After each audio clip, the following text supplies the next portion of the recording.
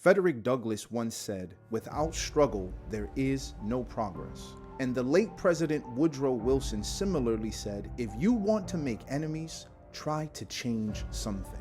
The moment you decided to improve your fitness is the moment you invited opposition. All movement creates friction. All movement requires effort. All movement takes courage in the face of insurmountable odds. Do you have that courage?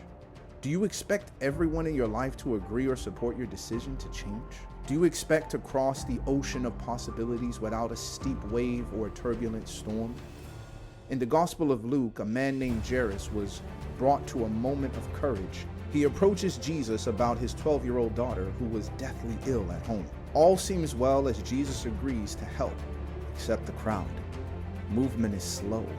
Jairus is worried if they'll make it in time, only to have Jesus stand still and ask in the midst of a gaggle of followers, "Who touched him?" A woman finally comes forward and tells all 12 years of her experience. All 12 years of it. When the ordeal was finally over and Jesus began moving, a messenger came and told Jairus that his daughter was dead.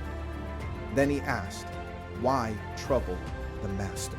Maybe you too have felt that the moment you started trying to change your life, things seemed to go from bad to worse, out of the frying pan and into the fire.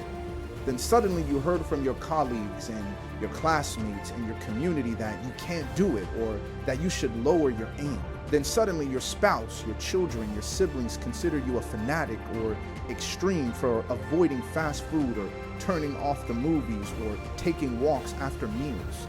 Jesus responds and says, "Fear not, only believe, and she shall be made whole." And Jairus had the courage to push fear back and keep fighting. Sometimes faith looks like a fight. Sometimes faith looks like a battle. Sometimes faith looks like a struggle.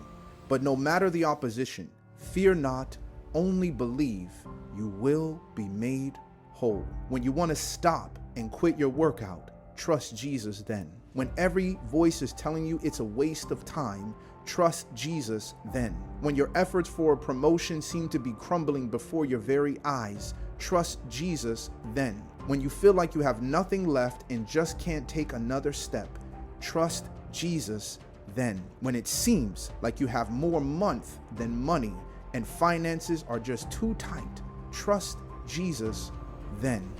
Losing courage stops movement, and the success of any movement is movement. So do what you were made to do. You were made to move.